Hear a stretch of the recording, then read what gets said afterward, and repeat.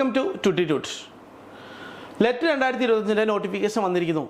Apply ചെയ്യാനുള്ള details എന്തൊക്കെയാണ്, apply ചെയ്യാൻ പറ്റുക, ആർക്കൊക്കെയാണ് അപ്ലൈ ചെയ്യാൻ പറ്റുക, എന്തൊക്കെ സർട്ടിഫിക്കറ്റ്സ് ആണ് വേണ്ട, ഫുൾ ഡീറ്റെയിൽസ് നമുക്ക് ഈ വീഡിയോയിലൂടെ നോക്കാം. അതിന് മുമ്പേ നിങ്ങൾക്ക് ലെറ്റ് 2025 എക്സാം എഴുതുന്ന ആൾക്കാരാണെങ്കിൽ അതിനുള്ള ഓൺലൈൻ റെക്കോർഡ് വീഡിയോ ക്ലാസ്സസ് നമ്മുടെ കയ്യിൽ അവൈലബിൾ ആണ്. അതിൻ്റെ ഫീസ് വരുന്നത് വെറും 2000 രൂപ മാത്രമാണ്. എന്നുണ്ടെങ്കിൽ താഴെയുള്ള ഡിസ്ക്രിപ്ഷനിൽ നിങ്ങൾക്ക് നമ്പർ കിട്ടും, അല്ലെങ്കിൽ എന്താ താഴെ വീഡിയോയിൽ നമ്പർ ഉണ്ട്, ആ നമ്പറിൽ വിളിച്ചാൽ നിങ്ങൾക്ക് ഫുൾ ഡീറ്റെയിൽസ് കിട്ടുന്നതായിരിക്കും.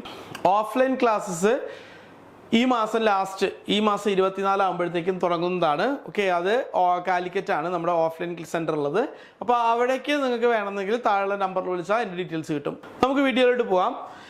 ഈ വീഡിയോയിൽ നമ്മൾ ഡിസ്കസ് ചെയ്യാൻ ഉദ്ദേശിക്കുന്നത് വെച്ചാൽ ഇമ്പോർട്ടൻറ്റ് ഡേറ്റ്സ് ഏതൊക്കെയാണ്, നമ്മുടെ ഇമ്പോർട്ടൻറ്റ് ഡേറ്റ്സ് വരുന്നത്, അതുപോലെ ഏജ് ലിമിറ്റ് എത്രയാണ് വരുന്നത്, എഡ്യൂക്കേഷൻ ക്വാളിഫിക്കേഷൻ ആർക്കൊക്കെ അപ്ലൈ ചെയ്യാൻ പറ്റും അതാണ് ഉദ്ദേശിക്കുന്നത്, അതുപോലെ അപ്ലിക്കേഷൻ ഫീസ് എത്രയാണ്, അപ്ലിക്കേഷന് വേണ്ടിയുള്ള ഡോക്യുമെൻറ്റ്സ് എന്തൊക്കെയാണ് നമ്മൾ കളക്ട് ചെയ്യേണ്ടത്, അതുപോലെ തന്നെ വാലിഡിറ്റി നമ്മൾ അപ്ലോഡ് ചെയ്യുന്ന സർട്ടിഫിക്കറ്റ്സിൻ്റെ വാലിഡിറ്റി അവർ പറഞ്ഞത് എത്രയാണ്, അതുപോലെ തന്നെ സീറ്റ് റിസർവേഷന് എന്തൊക്കെയുണ്ട്, അതുപോലെ ഏത് വെബ്സൈറ്റിലാണ് നമുക്ക് അപ്ലൈ ചെയ്യാൻ പറ്റുക, ഇത്തരം ഡീറ്റെയിൽസ് ആണ് ഈ വീഡിയോയിൽ നമ്മൾ കവർ ചെയ്യുന്നത്. ഓക്കെ, അപ്പോൾ നമുക്ക് നോക്കാം ഇമ്പോർട്ടൻറ്റ് ഡേറ്റ്സിൻ്റെ കാര്യം നോക്കാം. ഇമ്പോർട്ടൻറ്റ് ഡേറ്റ്സ് പറഞ്ഞാൽ 10 ഏപ്രിൽ 2025 മുതൽ 20 മെയ് 2025 വരെ നിങ്ങൾക്ക് എന്ത് ചെയ്യാം, അപ്ലൈ ചെയ്യാൻ പറ്റും.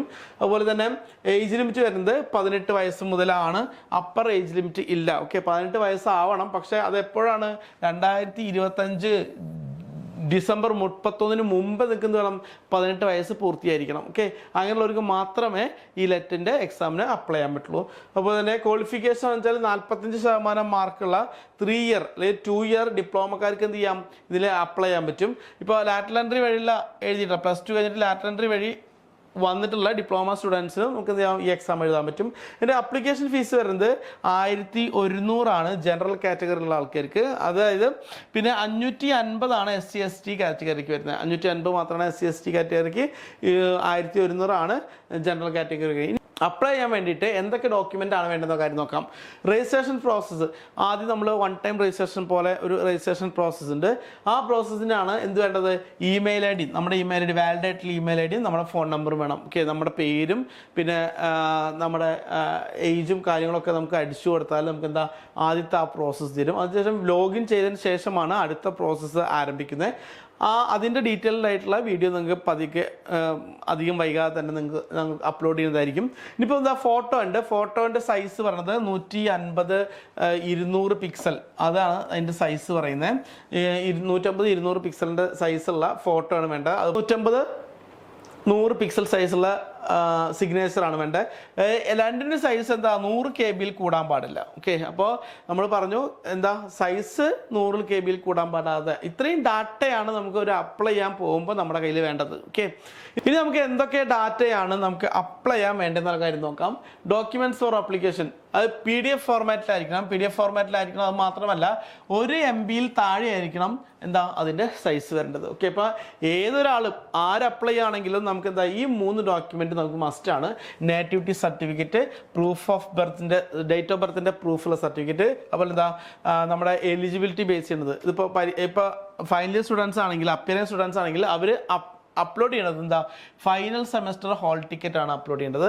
അതല്ല പാസ് സ്റ്റുഡൻസ് ആണെങ്കിൽ ഡിപ്ലോമ സർട്ടിഫിക്കറ്റ്, അല്ലെങ്കിൽ എന്താ അവരുടെ മാർക്ക് ലിസ്റ്റ് ആണ് എന്ത് ചെയ്യേണ്ടത്, മാർക്ക് ലിസ്റ്റ് ആണ് അപ്ലോഡ് ചെയ്യേണ്ടത്. ഓക്കെ, അപ്പോൾ നമുക്ക് നോക്കാം നേറ്റിവിറ്റി സർട്ടിഫിക്കറ്റ്. നേറ്റിവിറ്റി സർട്ടിഫിക്കറ്റ് എന്ന് പറയുമ്പോൾ അതിൽ നമുക്ക് ഒന്നുകിൽ നിങ്ങളുടെ SSLC സർട്ടിഫിക്കറ്റ് വയ്ക്കാം, അല്ലെങ്കിൽ എന്താ ബർത്ത് സർട്ടിഫിക്കറ്റ് വയ്ക്കാം, അല്ലെങ്കിൽ എന്താ പാസ്പോർട്ട് സർട്ടിഫിക്കറ്റ് വയ്ക്കാം.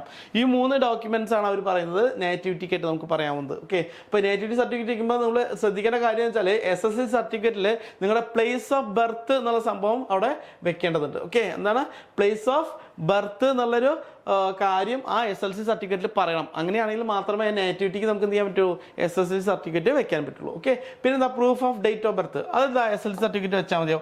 ഡേറ്റ് ഓഫ് ബർത്ത് എന്തുണ്ടാവും, ആ SSLC സർട്ടിഫിക്കറ്റിൽ എന്തായാലും ഉണ്ടാവും. ഓക്കെ, ഇനി അപ്പിയറിംഗ് സ്റ്റുഡൻസ് ഞാൻ നേരത്തെ പറഞ്ഞു ഫൈനൽ ഇയർ സ്റ്റുഡൻസ് ആണെങ്കിൽ അവരുടെ ഇപ്പോൾ സെമസ്റ്ററിൻ്റെ അതായത് ഫൈനൽ സെമസ്റ്ററിൻ്റെ ഹോൾ ടിക്കറ്റ് ആണ് വെക്കേണ്ടത്. ഓക്കെ, പാസ്ഡ് ആണെങ്കിൽ മാർക്ക് ലിസ്റ്റ് ആണ് അപ്ലോഡ് ചെയ്യേണ്ടത്. ഇനിയിപ്പോൾ ഓരോ കാറ്റഗറിക്കുള്ള ആൾക്കാർക്കാണ്. ഓക്കെ, ഇപ്പോൾ SC/STക്ക് എന്തൊക്കെ ഡോക്യുമെൻ്റ് ആണ് വേണ്ടത്, SC/BC കാറ്റഗറി അല്ലെങ്കിൽ OEC കാറ്റഗറിക്ക് എന്തൊക്കെ സർട്ടിഫിക്കറ്റ്സ് ആണ് വേണ്ടത്, അതുപോലെ തന്നെ ഫിസിക്കലി ഡിസേബിൾഡ് ആയ ആൾക്കാർക്ക് എന്തൊരു സർട്ടിഫിക്കറ്റ് ആണ് വേണ്ടത്, അതുപോലെ EWS കാറ്റഗറിയിൽ വരുന്നവർക്ക് ഏതൊക്കെ സർട്ടിഫിക്കറ്റ് ആണ് വേണ്ടത്, അതുപോലെ തന്നെ നമുക്ക് പറയാനുള്ളതെന്ന് വെച്ചാൽ ഡിഫൻസ് കോട്ട ആവശ്യമുള്ള ആൾക്കാർ, അതായത് നമ്മുടെ അച്ഛനമ്മ പട്ടാളത്തിലുണ്ടെങ്കിൽ അവരുടെ ആ സർട്ടിഫിക്കറ്റ്. ഓക്കെ, അപ്പോൾ SC/ST കാറ്റഗറിക്ക് അവർക്ക് വേണ്ടതെന്ന് വെച്ചാൽ കമ്മ്യൂണിറ്റി സർട്ടിഫിക്കറ്റ് ആണ് വേണ്ടത്. ഓക്കെ, കമ്മ്യൂണിറ്റി സർട്ടിഫിക്കറ്റ് ആണ് വേണ്ടത്. അതുപോലെ തന്നെ SC/BC കാറ്റഗറി ആണെങ്കിൽ അവർക്ക്, അല്ലെങ്കിൽ OEC കാറ്റഗറി ആണെങ്കിൽ അവർക്ക് എന്താ കമ്മ്യൂണിറ്റി സർട്ടിഫിക്കറ്റ് പ്ലസ് എന്താ നോൺ ക്രിമിനൽ സർട്ടിഫിക്കറ്റ് വേണം. ആർക്ക് നോൺ ക്രിമിനൽ സർട്ടിഫിക്കറ്റ് വേണ്ടി വരിക? അതായത് 6 lakhന് ഇൻകം താഴെയുള്ളവർക്കാണ് നോൺ ക്രിമിനൽ സർട്ടിഫിക്കറ്റ് വേണ്ടി വരിക. ഫിസിക്കലി ഡിസേബിൾഡ് ആയിട്ടുള്ള ആൾക്കാർക്ക് നമുക്ക് എന്താ പറഞ്ഞിട്ടുള്ള മെഡിക്കൽ ബോർഡിൻ്റെ അവർ എത്ര പെർസെൻറ്റേജ് ആണെന്നുള്ള അതിൻ്റെ സർട്ടിഫിക്കറ്റ് വേണം. അതുപോലെ EWS ആണെങ്കിൽ EWS സർട്ടിഫിക്കറ്റ്, വില്ലേജ് ഓഫീസിനുള്ള EWS സർട്ടിഫിക്കറ്റ് ആണ് വേണ്ടത്.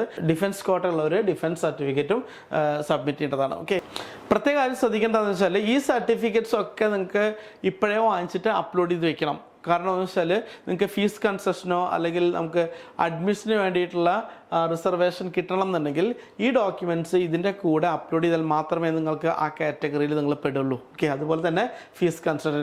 അപ്പോൾ ഈ ഡീറ്റെയിൽസ് ഒക്കെ നിങ്ങൾ അപ്ലൈ ചെയ്യുമ്പോൾ ആ അപ്ലൈ ചെയ്യുന്ന ഡീറ്റെയിൽസിൽ നിങ്ങൾക്ക് ചോദിക്കുന്നത് നിങ്ങൾ ഏതാ കാറ്റഗറി പറഞ്ഞതെന്ന്. ഓക്കെ, അപ്പോൾ ആ കാറ്റഗറി പെടുന്ന ആൾക്കാർക്ക് ഇപ്പോൾ നിങ്ങൾ അപ്ലൈ ചെയ്തു, ആ അപ്ലൈ ചെയ്യണതിൽ SC/ST ആണെന്ന് ഓൾറെഡി പറഞ്ഞു കഴിഞ്ഞാൽ നിങ്ങൾക്ക് എന്ത് മാത്രം വെച്ചാൽ മതി? SC/STയുടെ കമ്മ്യൂണിറ്റി സർട്ടിഫിക്കറ്റ് മാത്രം വെച്ചാൽ മതി. നിങ്ങൾ SC/BC കാറ്റഗറി ആണെങ്കിൽ ഇത് രണ്ടും മാത്രമേ നിങ്ങൾക്ക് എന്താ ആവശ്യം ഉണ്ടാവുള്ളൂ.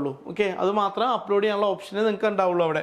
ഓക്കെ, അപ്പോൾ നിങ്ങൾക്ക് ഓരോന്ന് അപ്ലൈ ചെയ്യുന്നതനുസരിച്ചാണ് എന്തൊക്കെ സർട്ടിഫിക്കറ്റ്സ് ആണ് അപ്ലോഡ് ചെയ്യണമെന്നുള്ള ഡീറ്റെയിൽസ് വരിക. ഓക്കെ, ഇനി ഫീസ് കൺസെഷൻ ആണെങ്കിൽ ചിൽഡ്രൻസ് ഓഫ് ഫിഷർമെൻ അവരുടെ കാറ്റഗറി വരുന്ന ആൾക്കാർക്ക് എന്തുണ്ട്? ഫീസ് കൺസെഷൻ ഉണ്ട്. അതുപോലെ ഇന്റർകാസ്റ്റ് മാരേജ് സർട്ടിഫിക്കറ്റ്